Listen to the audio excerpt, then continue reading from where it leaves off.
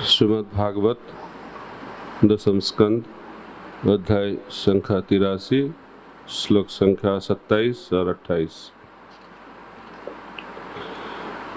27 में कोई तात्पर्य नहीं है। दिवि दुंद भयो ने दुर्जय शब्द जुता भुवि देवाश्च कुसुमासारन् मुमुचुर हर्ष विवलः। श्लोक संख्या 28 एक साथ। तद्रंगम आविशम अहंकालनुपुराभ्यं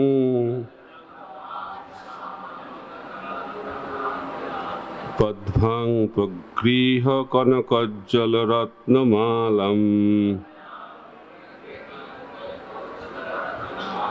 नूत्ने निविय परिधाय च कौशिगाग्रे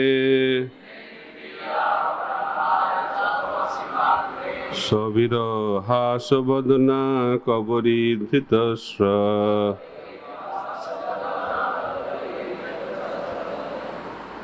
कृष्ण अनुवाद।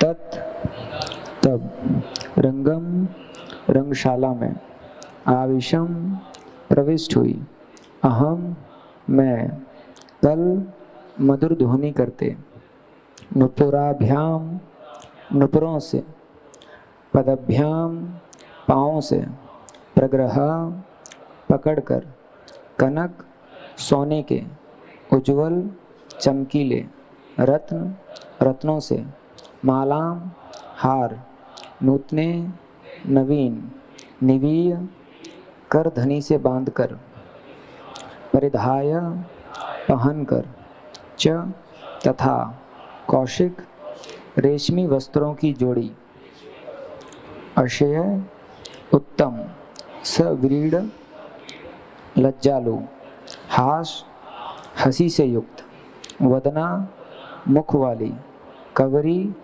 बालों का गुच्छा धृत धारण किए स्तरक फूलों की माला। अनुवाद। तो इससे पहले वाले श्लोक का अनुवाद पढ़ लेते हैं। श्लोक क्रमांक 27। आकाश में दुंदुभियां बजने लगीं और पृथ्वी पर लोग जय जय की ध्वनि करने लगे। देवताओं ने अति प्रसन्न होकर फूल बरसाए। अभी श्लोक क्रमांक 28 का अनुवाद। तभी मैं रंगशाला में गई, मेरे पाँवों के नुपुर मंद ध्वनि कर रहे थे। मैं उत्तम कोटि के रेशम के नए वस्त्र पहने थी, जिसके ऊपर करधनी बंधी थी, और मैं सोने तथा रत्नों से बना चमकीला हार धारण किए थी। मेरे मुख पर लजीली मुस्कान थी और मेरे बालों में फूलों की माला थी। तात्पर्य। श्रील श्रीधर स्वामी कहते हैं कि श्री लक्ष्मणा यह स्मरण करके कि उसने भगवान को किस प्रकार प्राप्त किया अत्यंत उत्तेजित थी, इसलिए वह अपनी सहज लज्जा भूलकर अपनी सफलता का बखान करने लगी। मुखम करोति वाचालं पंगुल लंघायते गिरिं जटिपातमहं वंदे श्री गुरुं दीनतारिणं परमानंद माधवं श्री चैतन्य ईश्वरम। हरे कृष्ण। तो अभी द्वारका लीला चल रहा है। द्रौपदी को बता रही है भगवान श्री कृष्ण के रानी है, कैसे कृष्ण के साथ उन लोगों का शादी हुआ। शादी का डिस्कशन चल रहा है। तो ब्रह्मचारी लोग सोच रहे हैं कैसा चीज चल रहा है। तो भगवान की जो ये लीला, ये सुन के हृदय में जो जर बसना हमारा हृदय में है, उसका क्या होता है, विनाश हो जाता है। तो इधर श्लोक के तात्पर्य में तो श्रीधर स्वामी के बारे में बताया गया। श्रीधर स्वामी क्या बोलते हैं, तो लक्ष्मण पूरा भूल गए,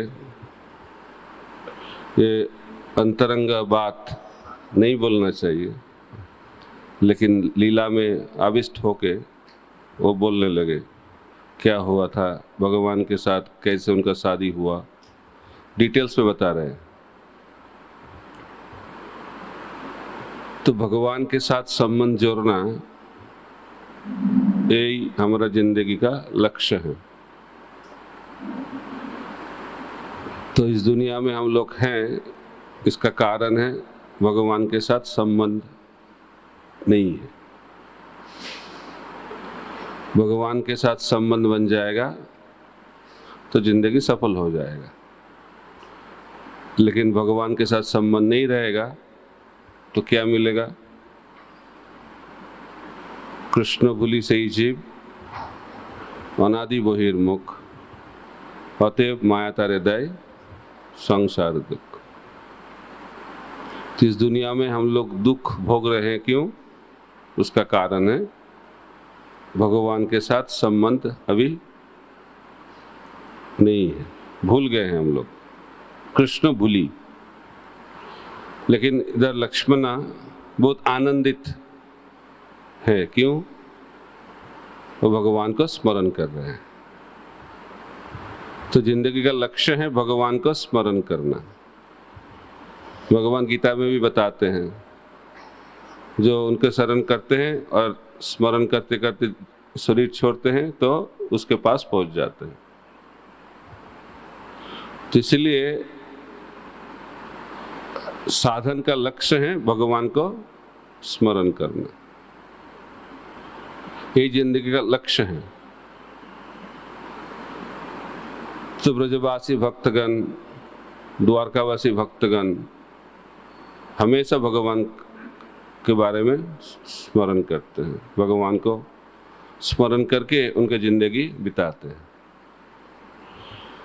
तो जब हम भगवान को स्मरण करते हैं तो काल का जो प्रभाव, उससे हम लोग मुक्त हो जाते हैं। भगवान सच्चिदानंद हैं, सत चित आनंद। सत का मतलब नित्य, एवर प्रेजेंट बोलते हैं अंग्रेजी में। तो चिन्मय जगत में काल का कोई प्रभाव नहीं है, नित्य वर्तमान। कृष्ण गोलोक वृंदावन में लीला करते हैं, नित्य लीला, लेकिन उनका एज, इटर्नल एज कितना है? 16। नव यौवन अंश, 15 में कैशोर खत्म हो जाता है और 16 यौवन अवस्था चालू होता है, इसलिए नव यौवन अंश बताया गया। और इस एज को भगवान को बहुत पसंद है, 16 साल के लड़का। और गोलोक वृंदावन में भगवान शादीशुदा है नहीं। वृंदावन में, गोलोक वृंदावन में भगवान शादी नहीं करते, द्वारका में करते हैं। द्वारका लीला में भगवान शादी करते हैं, लेकिन वृंदावन में शादी नहीं करते। क्यों? क्यों शादी नहीं करते? इसलिए लोग समझ नहीं पाते भगवान को, शादी नहीं क्यों किए। इतने लड़कियों का संबंध है, लेकिन किसी को शादी नहीं किया, इधर भी नहीं किए, और गोलोक वृंदावन में तो नित्य शादी नहीं करते, ऐसे रहते हैं। इसका कारण क्या है?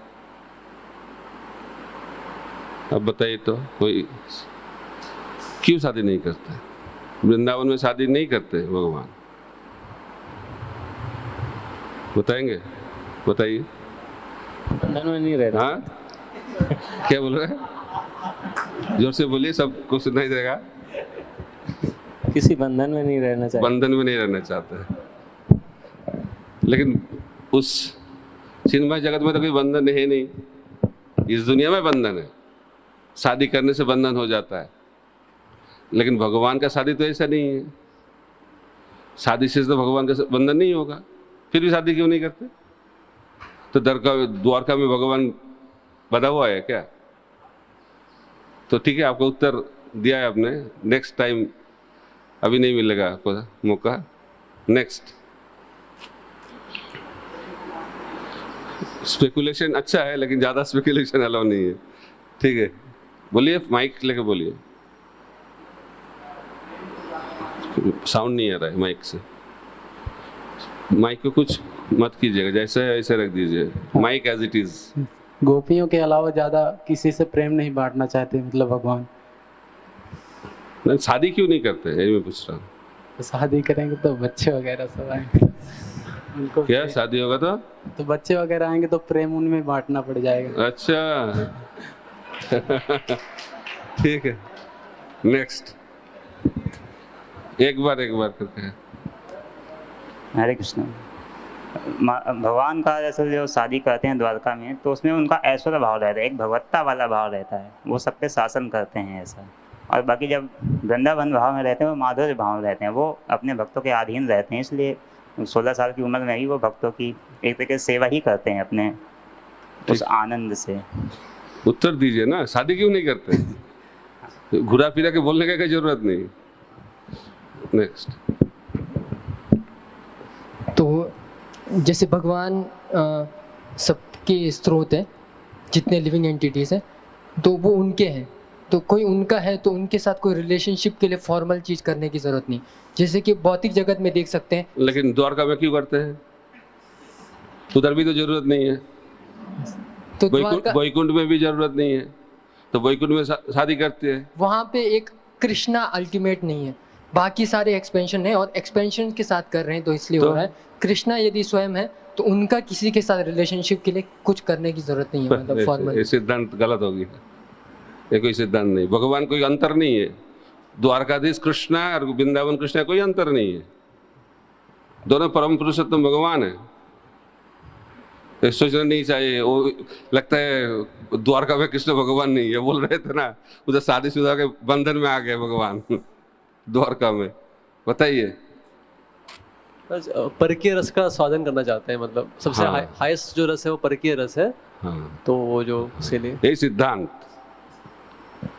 जय जय उज्जवल रस सर्व रस सार परकिया भावे जहा ब्रजते प्रचार, ये हচ্ছে सिद्धांत। जो माधुर्य भाव दो तरीके से भगवान भोगते हैं, एक है स्वकीय, एक है परकीय।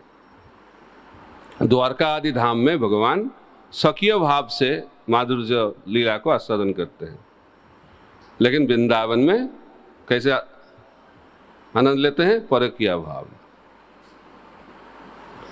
परकीय भाव सर्वश्रेष्ठ है भाव के विचार से, उससे सबसे ज्यादा आनंद मिलता है। और वृंदावन में भगवान सबसे आनंद में रहते हैं, तो इस आनंद को भोग करने के लिए भगवान शादी नहीं करते, क्योंकि शादी हो गया तो स्वकीय भाव हो जाएगा, और शादी नहीं होगा तो परकीय भाव होगा।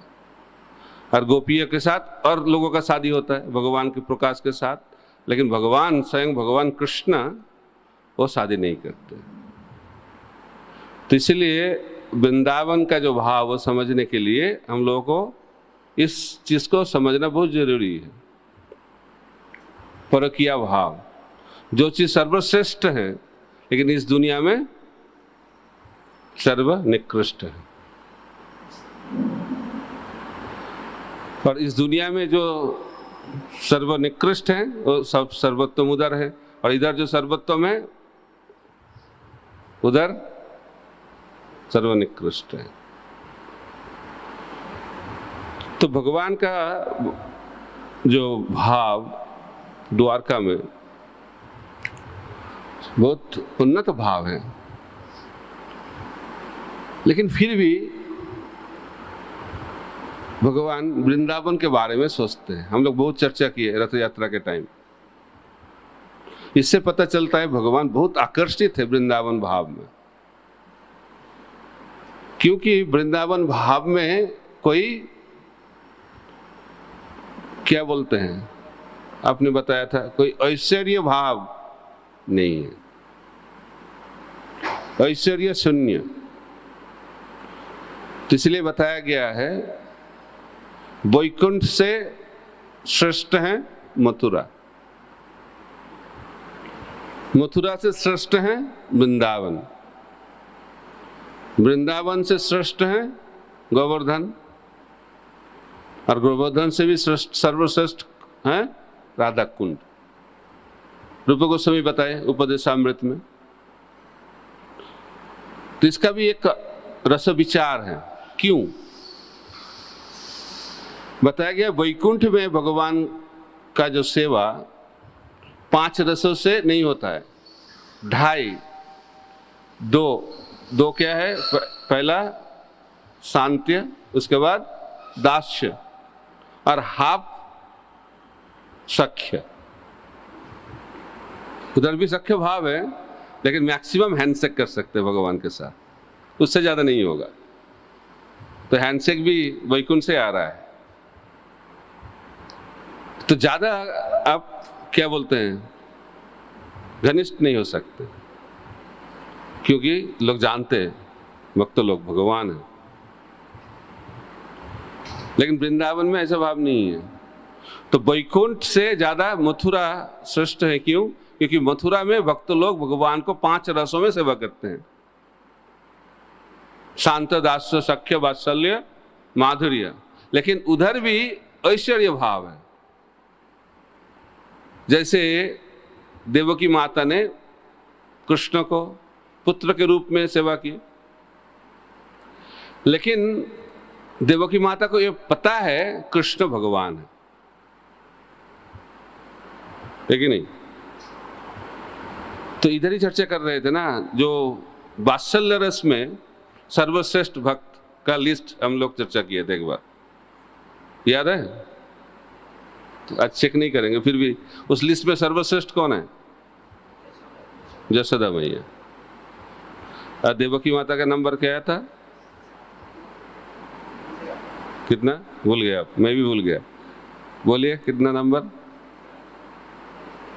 4था, 4th ना? वृंदावन के बाहर 5, 4था कौन है? सेकंड नंद महाराज, सेकंड है बाकी जो गोपिया है जैसे के छोर के। उसके बाद तीसरा रोहिणी, चौथा नंद महाराज, यहाँ। उसके बाद देवकी माता। इसका मतलब ये नहीं है छोटा बड़ा है, ये रस भेद है, और कुछ नहीं। लेकिन न्यूट्रली विचार करने से रस का एक सीमा होता है, उस सीमा के हिसाब से ऐसा क्रम आया है। तो इसलिए ऐश्वर्य भाव जब होता है तो क्या होता है? इंटीमेसी को क्या बोलेंगे हिंदी में? घनिष्ठता ज्यादा नहीं होता है, थोड़ा डिस्टेंस मेंटेन करते। भगवान है ना, जैसे बोलते हैं कोर्ट में जज के साथ जो वकील होते हैं उसका घनिष्ठ संबंध नहीं बनता है। ऑफिस में बॉस के साथ एम्प्लॉय का घनिष्ठ संबंध नहीं बन सकता है, क्योंकि क्या है? ऐश्वर्य भाव है। कोई एक लड़का वो बाहर कंपनी में काम कर रहे हैं, वो सीईओ बन गए, जब घर में आ गए एक व्यक्ति बता रहे थे उनका भाव, तो सीईओ है लेकिन घर में आ गया तो माँ बोल रही है अभी घर में कुछ वेजिटेबल नहीं है, जाके खरीद के लेके आओ। तो सीईओ काम करता है क्या इधर घर में?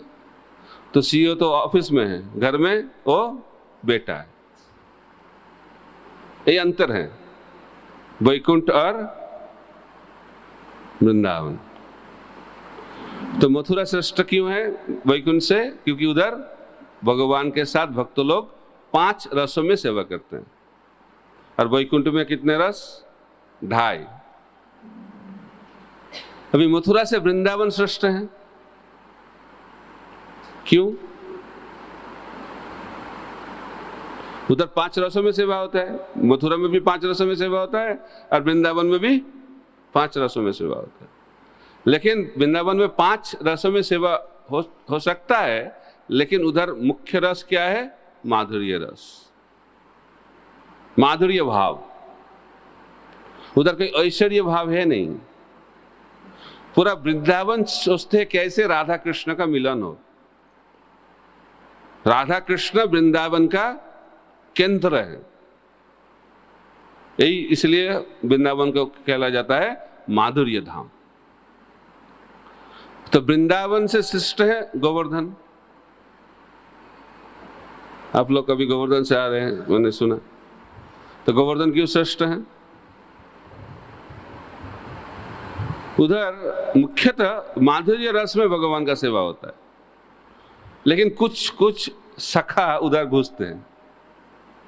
स्पेशल कैटेगरी सखा, सब सखा नहीं। वो कौन सा सखा? एक कैटेगरी है, उसका नाम है प्रिय नर्म सखा। जो सखा भगवान को माधुर्य रस में सहायता करते हैं, उनका सब जगह एंट्री है। जिस कुंज में घुस सकते हैं, सब गोपियों के साथ बात कर सकते हैं, पूरा अनरेस्ट्रिक्टेड एंट्री, इसलिए उनका अलाउ है उधर गोवर्धन में। तो इसलिए गोवर्धन श्रेष्ठ है। लेकिन राधा कुंड क्यों श्रेष्ठ है गोवर्धन से भी? क्योंकि राधा कुंड में इसको भी अलाउ नहीं है, प्रिय नर्म सखा को भी कोई अलाउ नहीं है। उधर कृष्ण और गोपी, और कोई उधर घुस नहीं सकता, नो एंट्री। एक ही पुरुष कृष्ण, और कोई पुरुष को उधर अलाउ नहीं है। इसलिए राधा कुंड सर्वश्रेष्ठ है। जय जय उज्जवल रस सर्व रस सार, परकिया भावे जहा ब्रजते प्रचार। इसलिए माधुर्य भाव में गोपियों के साथ भगवान का जो संबंध, कृष्ण का संबंध, भगवान का नहीं, कृष्ण का संबंध सर्वश्रेष्ठ है।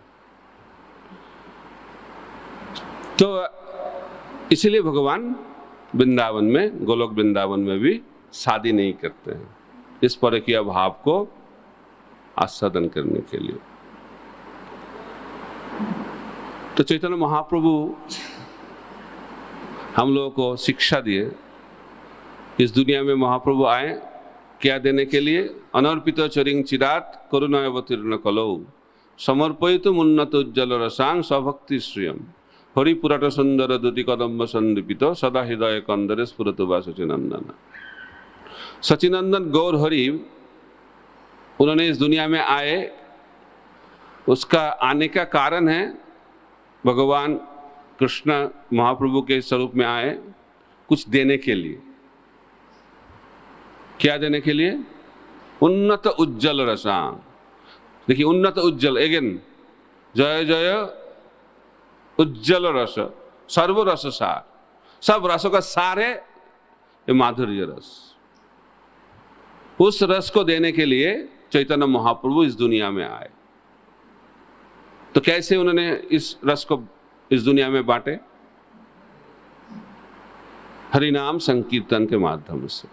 हरे कृष्ण कृष्ण कृष्ण हरे हरे, हरे राम राम राम हरे हरे। एक अद्भुत सिद्धांत है। इस सिद्धांत को जो समझ पाएगा वो गौड़ीय वैष्णव बन सकता है। क्योंकि साधक के स्वरूप में कभी भगवान के साथ माधुर्य भाव का संबंध नहीं बन सकता है। ज्यादा से ज्यादा लोग भगवान को प्रभु के हिसाब से उनको पूजा करते हैं। वो भगवान है, प्रभु है, मैं दास हूं, जीवे स्वरूप है कृष्णेर नित्य दास। तो इस भाव को लेके कैसे उस माधुर्य भाव को हम लोग प्राप्त कर पाएंगे? असंभव जैसा लगता है। लेकिन महाप्रभु ने सिखाया कैसे हो सकता है। ये दास्य भाव बहुत जरूरी है, और इस दास्य भाव से ही हम लोग माधुर्य भाव को प्राप्त कर पाते हैं। वो कैसे होगा? जो माधुर्य भाव में भक्ति करते भगवान को, उसका दास बनना चाहिए, ये सिद्धांत। इसलिए भगवान का दास बनने से हम लोग वैकुंठ में चले जाएंगे, लेकिन ब्रजवासी भक्त का दास बनने से हम लोग वृंदावन में प्रवेश कर सकते हैं। ये सिद्धांत। इसीलिए चैतन्य महाप्रभु भगवान के स्वरूप में नहीं आए, भगवान राधा रानी के स्वरूप में आए। क्योंकि राधा रानी के कोई दास बन जाए तो वृंदावन में घुस जाएंगे। ये सिद्धांत है। इसलिए एक राधा दास्य भाव बहुत जरूरी है। गौरीय वैष्णव का मतलब वो कृष्ण के दास नहीं, वो किसके दास? राधा रानी की दास। तो राधा रानी का दास बनने से हम लोग गोलोक वृंदावन में कृष्ण का सेवा करने का योग्यता प्राप्त करते हैं। इसलिए चैतन्य महाप्रभु उन्होंने आए राधा भाव को लेकर, क्योंकि हम महाप्रभु का दास बन जाएंगे तो इसके माध्यम से क्या होगा? किसका दास बन जाएंगे? राधा रानी का दास बन जाएंगे, कृष्ण का नहीं। कृष्ण का दास बनोगे तो वैकुंठ, मैक्सिमम द्वारका। लेकिन वृंदावन में घुसना है तो ब्रजवासी का दास बनना चाहिए, और सर्वश्रेष्ठ ब्रजवासी भक्त हैं श्रीमती राधा रानी। इसलिए चैतन्य महाप्रभु राधा रानी उनके भाव को लेके आ गए, और उनका जो दास बन जाएगा वो वृंदावन में प्रवेश कर सकते। सिद्धांत क्लियर हो रहा है? गौरीय वैष्णव इसलिए दास्य भाव, किसका दास? महाप्रभु के दास। किसका दास? श्रीमती राधा रानी का दास। इस भाव को लेके हम लोगों को भक्ति करना चाहिए। ये अंतर का, ये हृदय का भाव है। उस भाव से जब हरिनाम संकीर्तन में हम लोग भाग लेंगे तो क्या होगा? धीरे धीरे धीरे धीरे, क्योंकि महाप्रभु राधा कृष्ण जब एक हो जाते हैं, लेकिन नहीं, कृष्ण एक थे, एक से दो बन गए, और फिर दोनों जब एक हो गए वो महाप्रभु। ये अचिंत्य है, ऐसा ही नहीं। लोग सोचते हो पहले कृष्ण था, राधा रानी नहीं थी, उसके बाद राधा कृष्ण हो गए, उसके बाद फिर महाप्रभु हो गए, ऐसे नहीं, नित्य काल से हैं। लेकिन हम लोग समझ नहीं पाते हैं। हम लोगों को समझने के लिए ऐसे बताया गया है, क्योंकि वृंदावन गोलोक जो है ऊपर चिन्मय जगत में, एक है गोलोक वृंदावन और एक है गोलोक नवद्वीप। सो गोलोक वृंदावन में कृष्ण राधा रानी और गोपियों के साथ, ब्रजवासी के साथ लीला करते हैं, और सेम कृष्ण, वही कृष्ण गोलोक नवद्वीप में चैतन्य महाप्रभु के स्वरूप में संकीर्तन लीला करते हैं, अभिन्न। तो राधा रानी सोचने लगा एक दिन, क्योंकि दिन में तो कृष्ण गोप शाखा के साथ जाते थे गोचारण लीला में, तो राधा रानी सोचने लगा मैं क्यों इस स्त्री शरीर में हूं, इसलिए मैं कृष्ण के साथ नहीं जा पा रहा हूं। मिलने के लिए इतना रेस्ट्रिक्शन, शादीशुदा नहीं है ना, इसलिए बहुत रेस्ट्रिक्शन मिलने के लिए। ऐसा क्यों? मेरे को एक गोप सखा जैसा शरीर मिल जाता था तो कितना अच्छा होता था। तो कृष्ण तो समझ गए राधा रानी की भाव। तो कृष्ण ने सोचा राधा रानी इच्छा कर रहे हैं तो उनको जो इच्छा हो तो पूर्ति करना चाहिए। तो उन्होंने सोचा इस लीला में तो नहीं होगा, तो इसलिए मैं जब महाप्रभु के लीला में इस दुनिया में आऊँगा तो उनका जो इच्छा पुरुष शरीर प्राप्त करने का वो हो जाएगा। तो इसलिए जब चैतन्य महाप्रभु, कृष्ण जब चैतन्य महाप्रभु के स्वरूप में आए तो राधा रानी आ गए गदाधर पंडित के स्वरूप। और कृष्ण लीला में राधा रानी को कृष्ण के साथ मिलने के लिए इतना तकलीफ, बहुत तकलीफ होता था। लेकिन गौरांग लीला में, महाप्रभु के लीला में सची माता उनको बता दिए जिधर भी निमाई रहेगा आपको उधर ही रहना चाहिए, कभी निमाई से दूर मत रहना। पूरा उल्टा, क्योंकि राधा रानी का जो इच्छा भगवान कृष्ण ने पूर्ण की। और जो गोपियां रासलीला किए भगवान के साथ, वो सब अभी पुरुष शरीर में आ गए।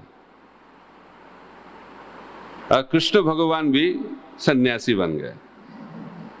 देखिए, राधा कुंड में कोई फीमेल का कोई स्त्री छोड़ के और किसी का अलाउ नहीं है, लेकिन शिवा संगन में कोई स्त्री का अलाउ नहीं है,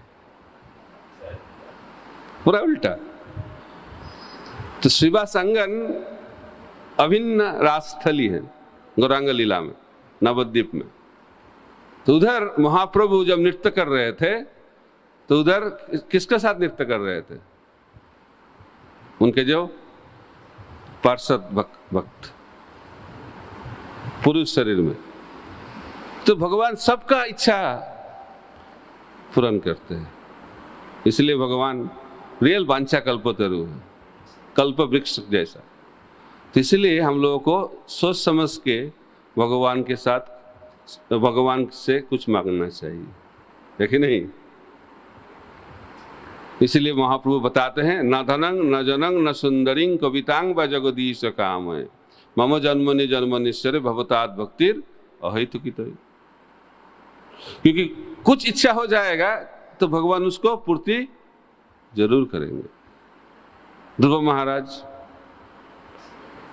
देखिए, ध्रुव महाराज उन्होंने तो ब्रह्मा से भी बड़ा कुछ राज प्राप्त करने के लिए चले गए वृंदावन मधुवन। जब भगवान का दर्शन हुआ उन्होंने सोचने लगे मैं ऐसा क्यों चीज मांगा, लेकिन मांग लिया, इसलिए ध्रुवलोक मिल गया, है कि नहीं? तो जो चीज मांगते हैं भगवान उनको वो चीज को दे देते हैं। कली युग में तो लोग भौतिक चीजें ज्यादा मांगते हैं। शुद्ध भक्ति मांगने के लिए कितने लोग आते हैं? गीता में बताया गया, आर्तो अर्थार्थी जिज्ञासु ज्ञानी, ये 4 कैटेगरी के लोग भगवान के पास आते हैं। लेकिन कलियुग में ज्यादा से ज्यादा कौन सा कैटेगरी में आते हैं? आर्तो। इतना परेशानी जिंदगी में तो भगवान के पास आ जाते,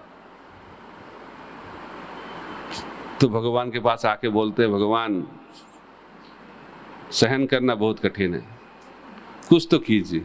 आर्त भगवान के पास आ रहे हैं सेवा करने के लिए, नहीं क्यों आ रहे हैं? इतना कठिनाई को थोड़ा कम कर दीजिए।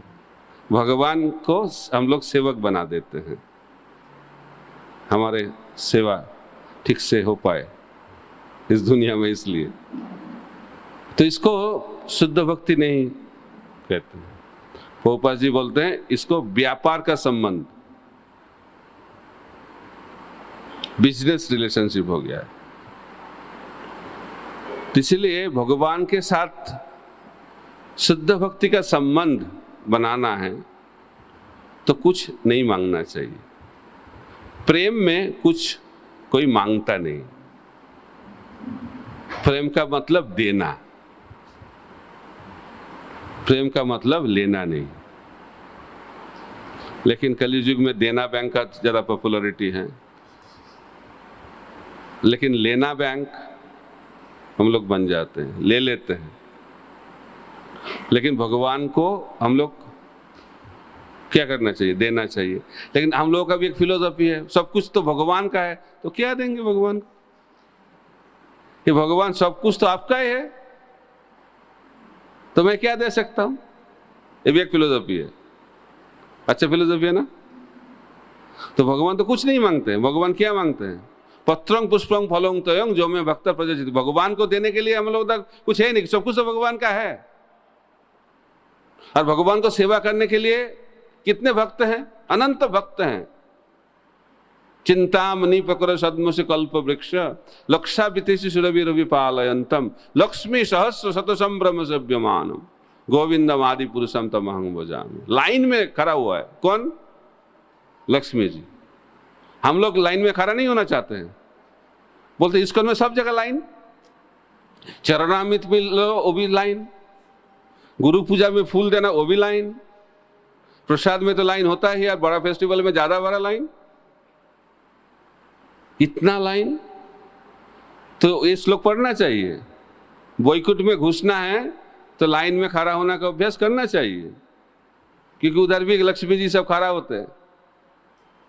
ये चीज बहुत जरूरी है, ये तपस्या करना चाहिए। लाइन में नहीं खड़ा होंगे तो वृंदावन में प्रवेश नहीं होगा। पहले आगे आगे ले लिया, बस उस भाव नहीं है। उस भाव में इस दुनिया में रहना पड़ेगा। उस दुनिया में जाना है तो लाइन में खड़ा होना पड़ेगा। और एक क्या चीज करना पड़ेगा? झाड़ू देना पड़ेगा। झाड़ू नहीं दोगे तो उधर एंट्री नहीं होगा। ये झाड़ू बहुत प्रेस्टिजियस सेवा है। इस दुनिया में लोग सोचते हैं बंगी बन गया, झाड़ूदार बन गया, क्या चीज है? लेकिन वो सबसे ज्यादा इंपॉर्टेंट सेवा है वैकुंठ में। वैकुंठ में जो लक्ष्मियां हैं सब झाड़ू देते हैं। उधर कोई धूल फूल है नहीं, फिर भी देते रहते हैं। क्यों? उससे भगवान बहुत संतुष्ट होते हैं। हम लोग देखे हैं महाप्रभु भी बहुत संतुष्ट हो गए किसके ऊपर? प्रतापरुद्र महाराज के ऊपर। राजा थे फिर भी कोई कृपा करना नहीं चाहता। जब देखा झाड़ू दे रहे हैं बस तुरंत कृपा कर दिए। तो भगवान का कृपा प्राप्त करना है तो झाड़ू देना पड़ेगा। इसलिए प्रभुपाद जी नींव भक्त प्रोग्राम में, ब्रह्मचारी ट्रेनिंग प्रोग्राम में एक सेवा तो करना ही पड़ेगा, झाड़ू देना पड़ेगा। इधर देते हैं, जरूर देना पड़ेगा। उसमें क्या होता है? जो अहंकार इस दुनिया में हम लोग क्यों हैं? क्योंकि हृदय में बहुत अहंकार है। अहंकार, इस अहंकार से भगवान को प्राप्त करना असंभव है, कभी संभव नहीं है। तो मैं अच्छा लेक्चर सुन रहा था, वाराणसी में गौरांग प्रभु दे रहे थे। एक चीज के बारे में चर्चा हो रहा था, अहंकार के बारे में। कुंती महारानी बोलते हैं जिसका 4 चीज होता है, जन्मोई सौर्य सुत श्रीवीर, उच्च कुल में जन्म, बहुत पैसा, सुंदर और एजुकेशन, ये जब रहता है उसको भगवान के पास आना बहुत कठिन। क्यों? अहंकार, मैं कुछ हूं। पॉजिटिव तो क्या होगा? फिजिक्स में क्या बोलते हैं? रिपल्शन होगा। इसलिए भगवान के साथ संबंध बनाना है तो छोटा बनना, क्योंकि भगवान बड़ा है, हम लोग छोटा है। लेकिन हम लोग सोचते हैं हम लोग भी बड़ा है, तो उससे संबंध नहीं बनेगा। तो उधर बता रहे थे त्रेता युग में हनुमान हीरो बने, है कि नहीं? लंका का जो युद्ध हुआ रावण के साथ, उसमें मेन हीरो कौन था? हनुमान जी। लेकिन द्वापर युग में जब कुरुक्षेत्र का युद्ध हो रहा था तो कौन हीरो बने? अर्जुन। और हनुमान जी का क्या हाल? दर्शक बन गए। ठीक है? तो देखिए कैसे भगवान टेस्ट करते हैं। जो हीरो त्रेता युग में हीरो थे, अभी द्वापर युग में जीरो। कंप्लेन है क्या? उन्होंने कभी बताया क्या हनुमान मेरे को ऐसा ट्रीटमेंट क्यों करते हैं? हीरो बनाते हो फिर मेरे को जीरो बना दिया, ऐसा क्यों? सिर्फ बोले आप देखो युद्ध देखो, तो दर्शक बना दिए। अभी वो खेल रहे हैं कौन? अर्जुन। कितना ह्यूमिलिटी होना चाहिए, सीखना चाहिए। बड़ा होने से कोई बड़ा भक्त नहीं बनता है। जब छोटा होंगे और उससे आनंद में रहेंगे वो तो बड़ा भक्त बनता है। तो दर्शक होने से हनुमान छोटा नहीं हुआ, उससे भी ज्यादा बड़ा हो गया, उससे भी बड़ा हीरो बन गए। त्रेता युग में हनुमान जैसे हीरो थे, इस दर्शक बनने से उससे भी ज्यादा बड़ा हीरो बन गए। इसलिए हमारा जिंदगी का लक्ष्य हीरो नहीं बनना है, क्योंकि हीरो कौन है? हीरो भगवान है। तो हम लोग को जीरो बन के रहने का शिक्षा लेना चाहिए। जो जीरो बनने के लिए जिंदगी देगा उसको ही भगवान हीरो बनाएंगे, और जो हीरो बनने का कोशिश करेगा उसको भगवान जीरो बनाएंगे। ये भगवान का कार्य करने का तरीका है। तो हम लोग को रियल हीरो बनना है तो हम लोग को नम्र भाव से भगवान का सेवा करना चाहिए। विनम्रता वही भगवान को आकर्षण करते हैं। तो ब्रज में वही भाव, सब विनम्र भाव से भगवान कृष्ण के साथ संबंध बना के, प्रेम का संबंध बना के सेवा करते हैं। तो महाप्रभु उस भाव को देने के लिए इस दुनिया में आए और उन्होंने सिखाए। गोपी भर्तु पदकमलयोर दास दासानु दास। ये भाव जब रहेगा तब हम लोग वृंदावन में भगवान के साथ संबंध बना सकते हैं। हरे कृष्णा कृष्णा कृष्णा हरे हरे, हरे राम राम राम हरे हरे। श्रील प्रभुपाद की जय। कुछ प्रश्न?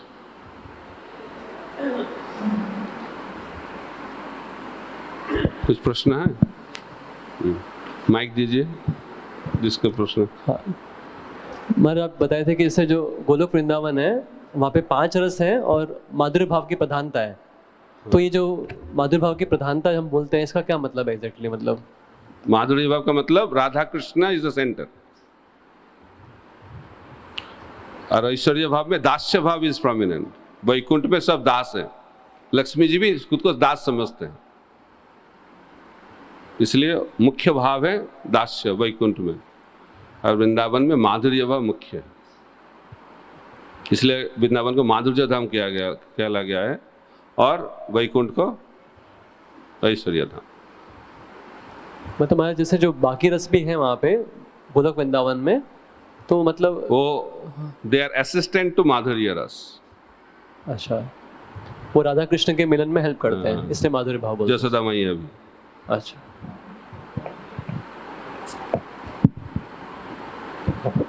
स्वामी जी एक प्रश्न ये है कि हेलो स्वामी जी, जितना अच्छा आपने भाव के माध्यम से भक्ति का वर्णन किया है कि हृदय ने उसको इतना गहराई से जो है अंगीकार किया। स्वामी जी इस तरीके का प्रवचन मैं पहली बार सुन रहा हूँ अपने जीवन में। और क्या इस तरीके का कहीं पे यूट्यूब में या कोई पुस्तकों में कोई पुस्तक इस तरीके? अभी क्या होगा? एटलीस्ट भक्ति के आने के बाद तो नहीं करना चाहिए, फिर भी भक्ति के आने के बाद भी करते हैं। तो भक्ति से आने से पहले तो करता ही था, और तो कुछ है ही नहीं था, बहुत ही इच्छा था। लेकिन भगवान के पास आने के बाद भी, महाप्रभु के पास आने के बाद भी हम लोग भौतिक प्रार्थना करते हैं, तो क्या होगा? क्या करना चाहिए? आशा है कि नहीं? वी आर होपलेस केसेस और some hope is there. Hope तो है, Mahaprabhu is our hope. Mahaprabhu बता, कृष्ण क्या बताया? जे जथा मांग प्रबद्धन्ते तांग तथैव भजम हम। जैसे भाव से भगवान के पास जाओगे ऐसे ही उनको आपका प्राप्ति होगा, कोई चीज प्राप्त होगा। लेकिन महाप्रभु ऐसा नहीं बताते हैं। भक्त है ना, भक्त भाव, भगवान से भी ज्यादा दयालु भगवान के भक्त होते हैं। तो महाप्रभु क्या बताते हैं? बंगाली में बताते हैं, बंगाली वर्स क्या? आमा भजे विषय मांगे से तो बड़ो मूर्ख, आमी तो विज्ञ तारे विषय केने দিব, सचरणामी तो दिया विषय भुलाइब। समझ में? थोड़ा थोड़ा बांग्ला सीखना चाहिए महाप्रभु का भाव समझने के लिए। तो महाप्रभु बोलते हैं आमा भजे, मेरे को भजन कर रहे हैं, मेरे को सेवा कर रहे हैं, मेरे को पूजा कर रहे हैं, विषय मांगे। विषय मांग रहा है, वो कौन सा कैटेगरी में आएगा? भौतिक भक्त नहीं, महामूर्ख। महाप्रभु बोलते हैं इसे तो बड़ा मूर्ख, सिर्फ मूर्ख नहीं, महामूर्ख। फिर महाप्रभु बोलते हैं तो क्या होगा अभी उसका? महाप्रभु बताते हैं आमी तो विज्ञ, मैं तो मूर्ख नहीं हूं। महाप्रभु बोल रहे हैं आमी तो विज्ञ, मैं तो बुद्धिमान हूं, तारे विषय कहने दीबो। वो मांग रहा है लेकिन मैं नहीं दूंगा, जितना भी मांगो नहीं मिलेगा। सचरणामित दिया विषय भुलाइबा, मैं उनको इतना कृपा करूंगा उसका जो भौतिक जो इच्छा है सब वो भूल जाएगा। ठीक है, तो महाप्रभु के पास आना चाहिए। तो महाप्रभु के पास आने से क्या होगा? भौतिक जो इच्छा वो तुरंत चला जाता है। यही संकीर्तन यज्ञ का शक्ति है। ठीक है, अकामो सर्व कामो व मोक्ष कम उदारधि तीव्रेन भक्ति जोगे न जजतंग पुरुषं परम। जो श्लोक है ना, ये महाप्रभु के लिए बहुत सुटेबल है। भगवान के पास आना चाहिए, लेकिन भगवान के जो भक्त भाव महाप्रभु के पास जब आ जाएंगे तो ये भाव, हमारा जो भौतिक इच्छा वो जल्दी खत्म हो जाता है। हरे कृष्ण। धन्यवाद महाराज। कुछ आशा है ना? यस महाराज। और कुछ?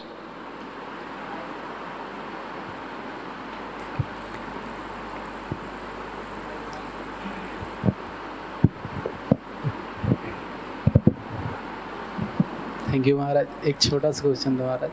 आप बता रहे थे कि हम लोगों का सिद्धांत है कि हमें राधा रानी की दास बन की सेवा करना है, और मैं नहीं बता रहा हूँ, ये गौड़ीय वैष्णव सिद्धांत है। हाँ महाराज जी। और बता रहे थे जो माधुर भाव में सेवा कर रहे हैं उनका सेवा करके हमें जाना है। तो और अगर कोई डायरेक्ट भगवान की सेवा करे तो वैकुंठ में जाएगा, गोलोक धाम में नहीं जा सकता। तो जिस छोटा सा कि मतलब कोई अगर वैकुंठ में चला गया बाई चांस, तो एक कोई वो लोग सोचते ऐसा आप वैकुंठ में चला गया, लगता है कोई डिवोशन हो गया। वैकुंठ पे जाना भी बहुत बड़ा सिद्धि है। हम लोग सोचते हैं इधर आके वैकुंठ में जा रहा है क्या, वैकुंठ, अरे गोलोक भी वैकुंठ ही है। हम लोग तो वैकुंठ नहीं जाना चाहते, किधर जाना चाहते हैं? गोलोक जाना चाहते हैं। पहले तो भौतिक संसार से निकलो, पहले वैकुंठ में जाने का जगत अर्जन कीजिए ना, उसके बाद तो बोलेंगे ना मैं वैकुंठ में नहीं जाना चाहता हूं। कोई बोलेगा रिजर्व बैंक में जितना पैसा है मेरे को नहीं चाहिए। आपका है क्या? हो मैंने दे दिया, रिजर्व बैंक में जितना पैसा था मैंने सब चैरिटी में दे दिया। इससे कोई फायदा है क्या? पहले तो उसको क्या अर्जन करना चाहिए, पहले शुद्ध भक्ति अर्जन करना चाहिए, उसके बाद तो रस का भेद आएगा। अभी तो काम में भरा हुआ है हृदय, तो उसको चिंतन करने से क्या, अभी अनर्थ निवृत्ति के बारे में सोचना चाहिए। जब अनर्थ निवृत्ति होगा तो धीरे धीरे भाव जब आएगा तब रस भेद आएगा। तो स्वरूप सिद्धि जब होता है तब इस रस भाव आएगा, रस भेद। तो पहले से करोगे तो क्या बोलते इसको कुछ दिन के बाद भक्ति में नहीं रहोगे, अलग रस का चर्चा होगा। ठीक है? Thank you. हरे कृष्ण। और कुछ?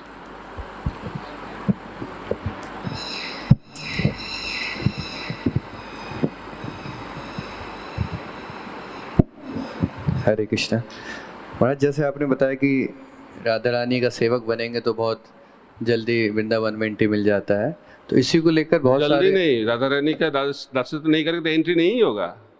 नो एंट्री का बोर्ड लगा रहेगा, वही सिद्धांत। तो इसी को लेकर बहुत सारे लोग महाराज आजकल बोलते हैं तो राधे राधे जपते हैं, बोलते हैं इससे राधा रानी ज्यादा प्रसन्न हो जाएंगे और सीधा एंट्री मिल जाएगा। राधा रानी के प्रसन्न करने के लिए राधा रानी जो चाहती है वो करना चाहिए, इतना चीप नहीं है कि कुछ बोल देंगे और राधा रानी संतुष्ट हो जाएगा। राधा रानी कब संतुष्ट होंगे? राधा रानी क्या चाहती है? कृष्ण को सेवा हो। जब हम लोग कृष्ण सेवा ठीक से करेंगे तब राधा रानी संतुष्ट होंगे। ठीक है ना? तो हम लोग को भगवान कृष्ण का सेवा ठीक से करना चाहिए, उसको संतुष्ट करने के लिए जिंदगी बिताना चाहिए, तब राधा रानी संतुष्ट हो जाते हैं। क्योंकि राधा रानी क्या चाहती है? कृष्ण भगवान का कैसे सेवा हो, यही भाव, सेवा भाव। ये कोई बाह्य चीज नहीं है, ये करने से ये हो जाएगा, ये करने से वो हो जाएगा। ये अंतर का भाव है। ठीक है? लेकिन उन लोगों का कहना होता है महाराज कि जब राधे राधे बोलेंगे तो कृष्ण ज्यादा खुश हो जाएंगे, क्योंकि कृष्ण राधा रानी को पसंद करते हैं। क्या बोलने से कृष्ण संतुष्ट होगा? आपके हृदय में कृष्ण के लिए संतुष्टि करने की इच्छा नहीं है, अब जो भी बोलोगे उसमें संतुष्ट होगा क्या भगवान? इतना चीप है क्या? हम लोग तो हरे कृष्ण महामंत्र भी जप करते हैं, जब जप करते हैं कि इधर कैसा भाव रहता है, क्या भाव होता है? अब लोग तो जानते हैं, कितने सालों से जप कर रहे हैं। हम लोग सोचते कब सलाम वाला खत्म होगा, यही भाव रहता है ना। तो उस भाव से वृंदावन प्राप्त होगा क्या? वो पद को कोई आके बोला, अब आप बोलते हैं हमेशा भगवान का चिंतन करना चाहिए, तो जब हम लोग सोते हैं, कैसे भगवान का चिंतन होगा? पोपा जी बोलते हैं जब जगा हुआ तब क्या किसका चिंतन होता है? अभी हम लोग का इच्छा बहुत बड़ा है, गोलोक वृंदावन जाना है, राधा रानी का दास्य करना है, वो है। पहले तो हम लोग का स्थिति जानना चाहिए। अभी हृदय से काम नहीं जा रहा है तो जो भी बोलेंगे, जो हृदय में वही तो प्राप्त होगा। इसलिए हम लोगों को अनर्थ निवृत्ति के ऊपर साधकों को जोर देना चाहिए। आदो श्रद्धा तथा साधु संग भजन क्रिया। जब भजन क्रिया ठीक से होगा, साधन भक्ति, जब हृदय का अनर्थ चला जाएगा, तब ये सब चीज हमारा जिंदगी में रेलेवेंट बनेगा। तब तक ये सब फॉरेन चीज है हमारे लिए, फॉरेन। इसीलिए हम लोगों को फोकस करना चाहिए। जैसे हमारा हृदय में अनर्थ है, उसको हम लोग दूर कर पाएंगे। ठीक है?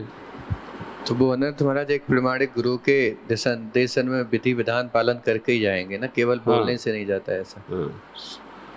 साधन का मतलब आचार्य लोग जैसे बताएं, साधन का मार्ग उसको अपनाना चाहिए और उसके हिसाब से हम लोगों को जिंदगी में आगे बढ़ना चाहिए।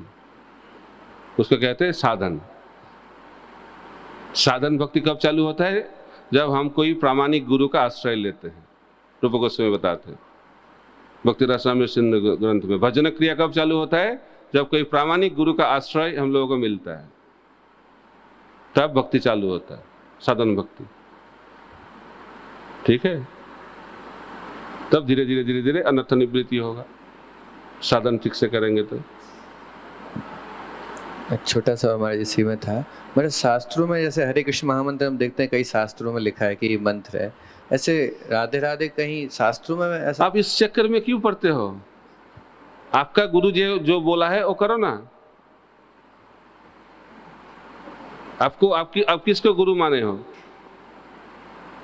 सब जगह अलग अलग रसभेद हैं, सब लोग अलग अलग रसों में भगवान का सेवा करते हैं, लेकिन आप कौन कैटेगरी में हो?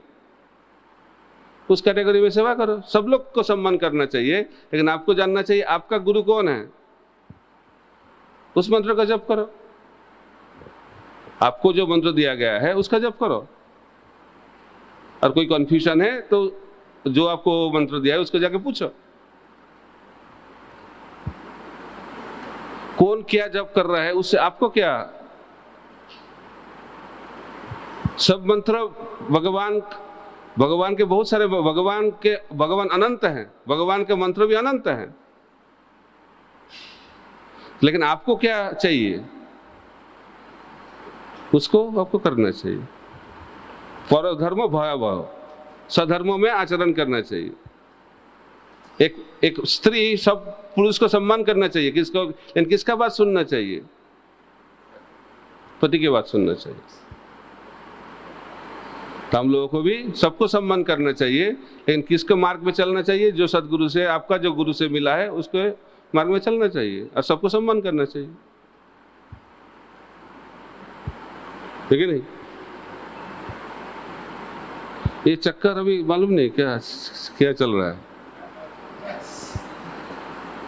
आपको जो मंत्र मिला है उसमें श्रद्धा होना चाहिए ना, तो उसमें श्रद्धा नहीं है तो समस्या।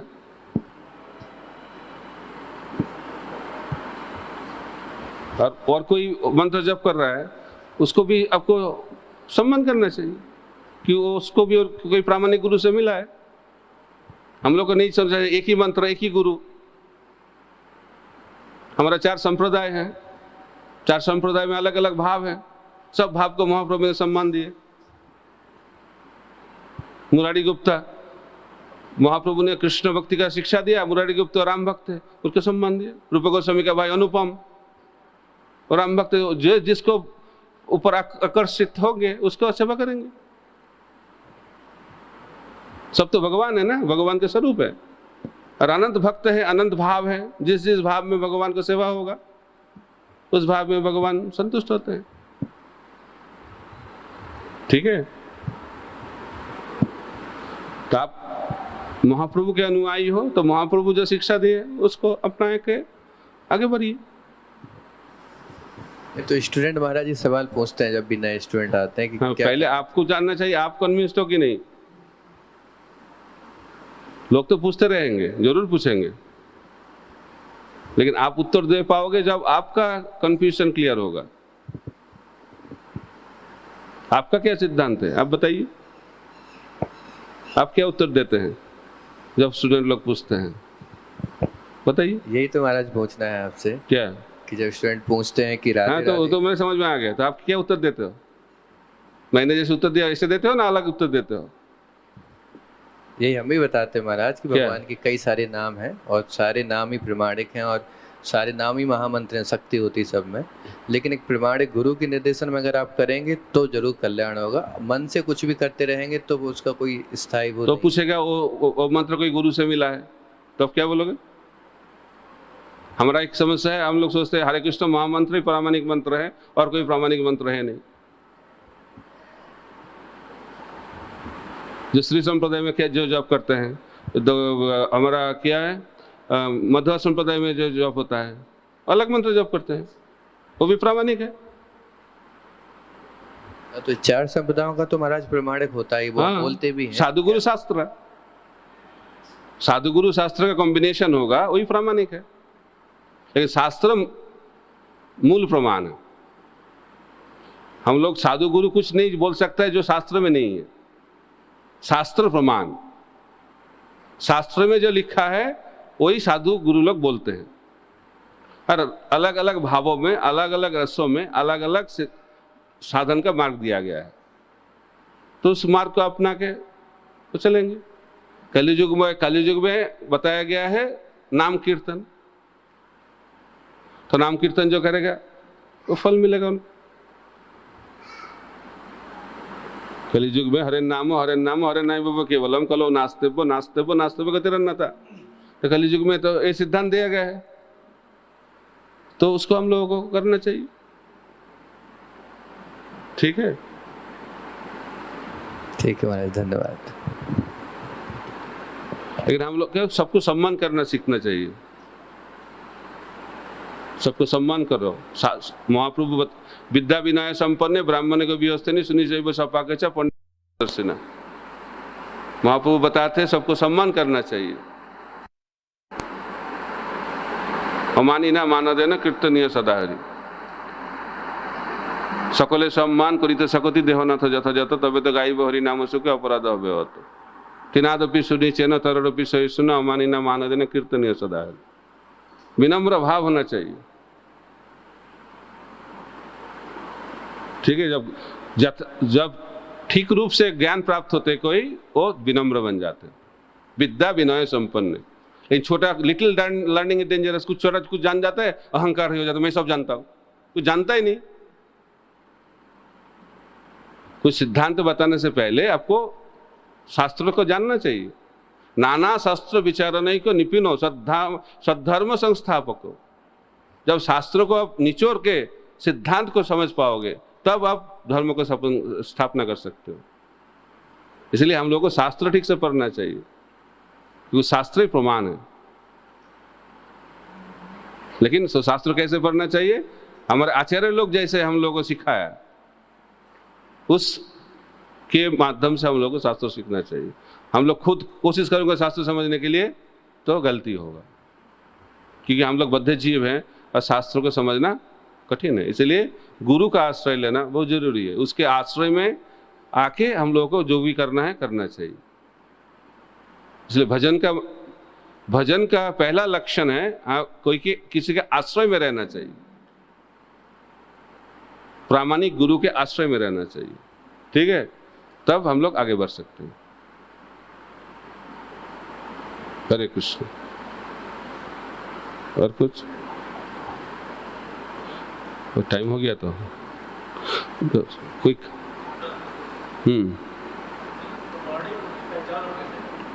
प्रामाणिक गुरु का पहचान है आपको जानना चाहिए शास्त्र से। जो गुरु शास्त्र के माध्यम से सब कुछ बोलते हैं, शास्त्र के आधार पे सब कुछ बोलते हैं, जो 4 परंपरा से साथ जुड़ा हुआ है वो प्रामाणिक गुरु है।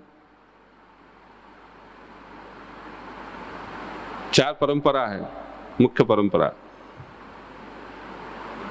ब्रह्म संप्रदाय बोलते हैं, ब्रह्मा के माध्यम से, रुद्र संप्रदाय शिव जी के माध्यम से, श्री संप्रदाय लक्ष्मी जी के माध्यम से, कुमार संप्रदाय कुमार चतुष कुमार के माध्यम से। इस परंपरा से जो जुड़ा हुआ है वो प्रामाणिक गुरु है।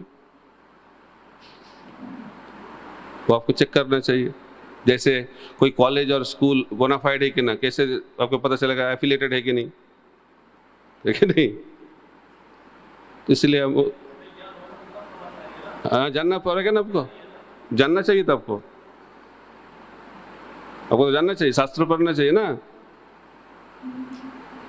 नहीं जान पाओगे तो क्या होगा, आपको प्रामाणिक गुरु है कि नहीं आपको पता नहीं चलेगा। प्रामाणिक गुरु है कि नहीं जानने के लिए आपको तो शास्त्र जानना पड़ेगा। ठीक है।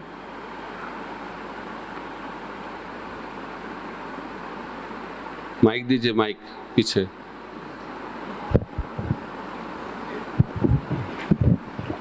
हरे कृष्ण महाराज।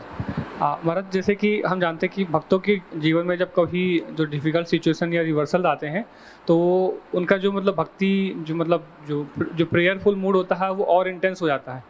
बट अगर हम अपने जीवन में देखें तो मतलब ये सारी चीज़ें मतलब जब कभी रिवर्सल आता है, डिफ़िकल्टी आता है तो कहीं ना कहीं हम अपने प्रॉब्लम्स को निपटाने में ही लग जाते हैं। तो उस समय हमारा प्रेयरफुल मूड, हम जब अपना इंट्रोस्पेक्ट करते हैं, अपने आप को अंदर झाँक के देखते हैं तो लगता नहीं है कि हाँ हम मतलब हमारे अंदर वो प्रेयरफुल मूड अभी आया नहीं आया, मतलब वो लगता नहीं महाराज। तो प्रश्न क्या है? तो मतलब क्या मतलब कि इसमें हम अपने जो प्रेयरफुल मूड है क्या मतलब उसमें हम कैसे समझ सके? प्रेयरफुल मूड क्या है? प्रेयरफुल मूड का मतलब जो भौतिक चीज मांगते हैं उसको भी प्रेयरफुल मूड है। वो प्यार से मांगते हैं ना। प्रेयरफुल मूड का मतलब क्या है? जो भी भगवान के पास आके मांगते हो प्रेयरफुल मूड से तो मांगते हैं, लेकिन कैसा भाव का मतलब अंदर क्या मांग रहे हो? महाराज मेरा जो उसमें था कि हम लोग क्या ना जनरली अपने भौतिक चीजों को मतलब सुलझाने में ही लग जाते हैं क्योंकि हम लोग भौतिक चीजों में आसक्त हैं, इसलिए भौतिक चीज मांगते हैं। इसको समझने में इतना कठिनाई है क्या? अनादि काल से भौतिक चीज मांग रहे हैं, तो भौतिक चीज मांगने का तो हमारा आदत है। भौतिक चीज नहीं मांगना ये आदत बनाना के लिए ही तो महाप्रभु का आना पड़ा ना। भौतिक चीज मांगने के लिए तो महाप्रभु का आने की कोई जरूरत नहीं, वो तो हम लोग का सिद्धि हो गया है। भौतिक चीज कैसे मांगना है उसमें तो पूरा हमारा सिद्धि प्राप्त हो गया है। उसके लिए ट्रेनिंग का कोई जरूरत नहीं है। लेकिन भौतिक चीज नहीं मांगने के लिए महाप्रभु को बोलना पड़ा, न धनंग न जनंग न सुंदरिंग, बार बार सुनना पड़ता है क्योंकि अभी अभ्यास हो रहा है। ये स्वाभाविक है।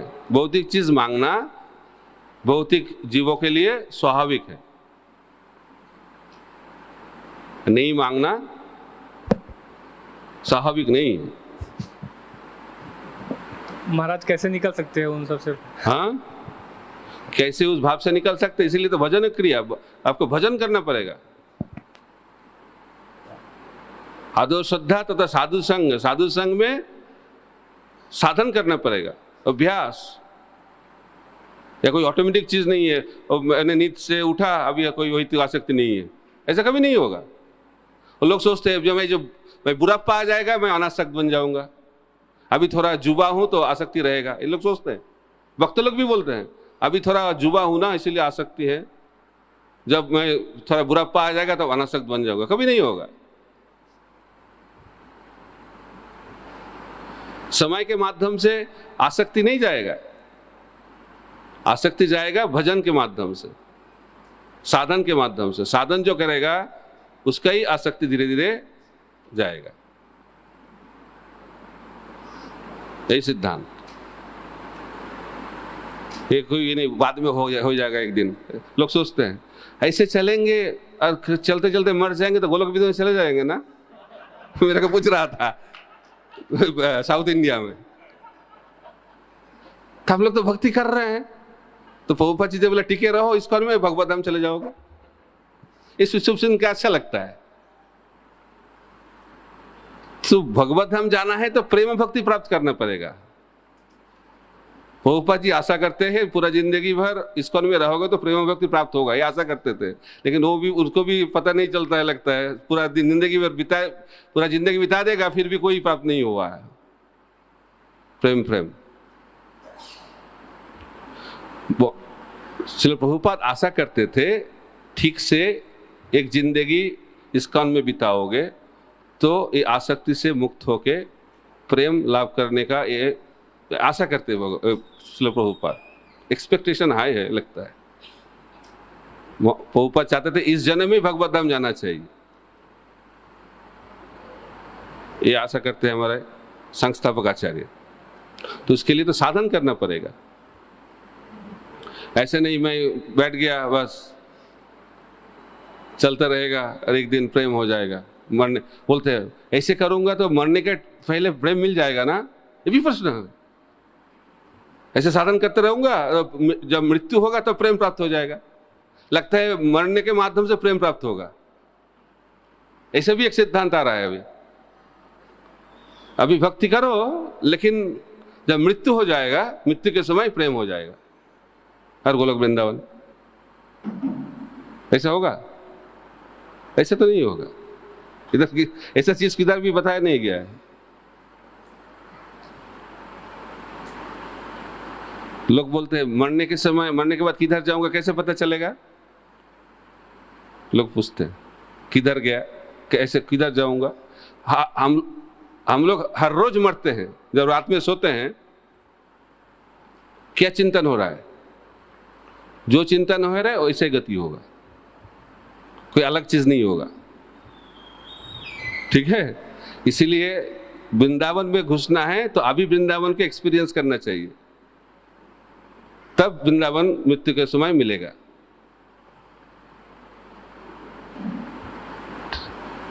क्या दुखी हो गए क्या? मैं तो सच बताऊंगा। थैंक यू महाराज, मतलब काफी अच्छा था मतलब महाराज। बट जैसे कि मतलब उसमें बताते हैं बट का मतलब अब सब कुछ को रिजेक्ट कर दिया। अभी सब कुछ बोला ठीक है, बट उसका मतलब ये नहीं मानता हूं मैं। मेरे को नया कुछ चाहिए, कोई इजी प्रोसेस बता दीजिएगा। जैसे कुछ लोग कहते हैं ना, कुछ भागता हूँ क्लास में सुना कि जैसे ट्रेन, मतलब जो हमारा कृष्णा कॉन्शियसनेस है, एक ट्रेन की जर्नी है जिसमें अगर आप बैठे रहोगे तो आप पहुंचोगे ही। मतलब हाँ, ये सब फिलोसफी अच्छा है, बहुत अच्छा फिलोसफी है साधन के लिए, लेकिन सिद्धि के लिए फिलोसफी नहीं है। अलग अलग फिलोसफी का अलग अलग यूटिलिटी है। ठीक है, ट्रेन के बैठे रहने का मतलब क्या है?